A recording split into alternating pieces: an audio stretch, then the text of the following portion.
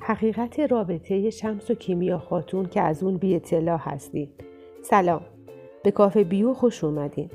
محمد ابن علی ابن ملکداد تبریزی ملقب به شمس الدین یا شمس تبریزی در سال 582 هجری قمری یعنی حدود 860 سال پیش در تبریز به دنیا اومد.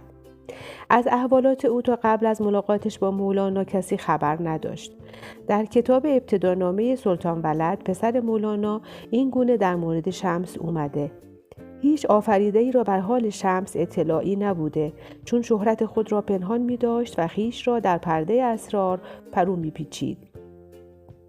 دو منبع اصلی و موثق درباره زندگی شمس در دسترسه. یکی کتاب مقالات شمس که شامل دست‌نوشته‌هایی از گفته‌های او در مجالس مختلف و در بخش‌هایی از اون به شرح زندگی خودش پرداخته شده، و یکی کتاب دیوان فریدون ابن احمد سپهسالاره که از مریدان پروپاقرص مولانا بوده و در اون کتاب علاوه بر شرح حالات مولانا از شمس نیز سخن گفته.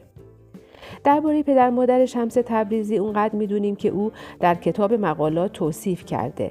شمس اونها رو به نازکدلی و مهربانی توصیف میکنه و اینکه اونها شمس تبریزی رو نازپرورده کردن، طوری که میگه: خود نازنین آمدم، گربه ای اگر کاسه شکستی، پدر پیش من گربه نزدی و چیزی نگفتی.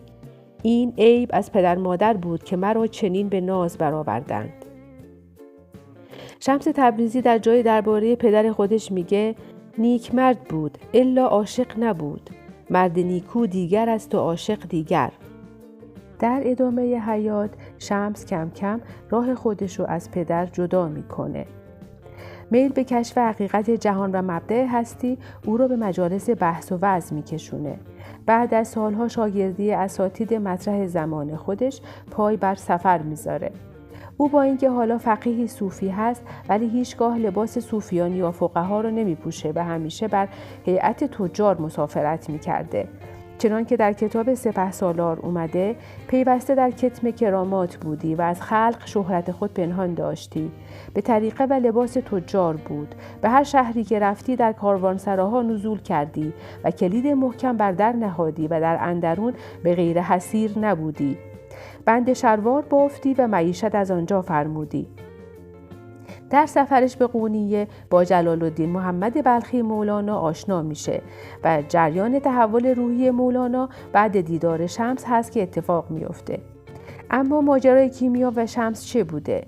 برای افسانه‌های زیادی که در این مورد ساخته شده، حقیقتی که در کتاب مقالات شمس اومده مطالبی متفاوت هست. طبق سند موثق که همون مقالات شمسه، جناب مولانا از ترس اینکه شمس مبادا در اثر آزار مردم ترک قونیه بکنه، قصد پابست کردن اون با ازدواج میکنه و کیمیا خاتون رو به او پیشنهاد میکنه. علیرغم داستان پردازی هایی که در مورد کیمیا شده، اطلاع دقیقی از زندگی او در دسترس نیست و حتی اینکه زیبا بوده یا زشت و یا اینکه چند سالش بوده معلوم نیست. فقط همین گفته شده که پرورده حرم مولانا بوده و اینکه چطور و چرا سر از اونجا در آورده مشخص نیست. و نوشته جناب افلاکی که حدود 50-60 سال بعد وفات شمس نوشته شده، به جهت وجود تناقضات فراوان در اون قابل استناد نیست. در هر صورت ابتدا شمس از ازدواج سرباز میزنه. میگه: تا چه کنم مجامعت مرا چنین باشد که در آتش رفتن، چه میکنم زن را؟ اما بعد اصرار مولانا، همونطور که در جلد 2 مقالات شمس صفحه 212 اومده، میگه: تعهل بکنم اما باید که مرا قید نشود، هیچ اندیشه نان و طعام و جامه بر من نباشد، یعنی پیش شما باشد، به هم نباشیم. و باز آنچه که از زبان شمس بیان میشه کیمیا بد اخلاقی میکرده. در جلد 2 صفحه 269 شمس میگه: روزان همه بدخویی بکردی و شب چون در جامعه خواب در آمدی عجب بودی. و در آخر شمس و کیمیا از هم جدا میشوند و شمس همه مهریه او را در روزگاری که دادن مهر زنان رسم نبوده بدو میبخشه. در جلد 2 صفحه 272 مقالات شمس میگه: و بالله العظیم که هر که به قصد این سوگند دروغ بخورد کافر باشد و چون خورد و کسی او را نکشد او کافر باشد که آنچه تحمل کردم از عشق او نبود که عاشق او بودم و اگر بودی چه عیب بودی، جفت حلال من بود، اما نبود الا جهت رضای خدا.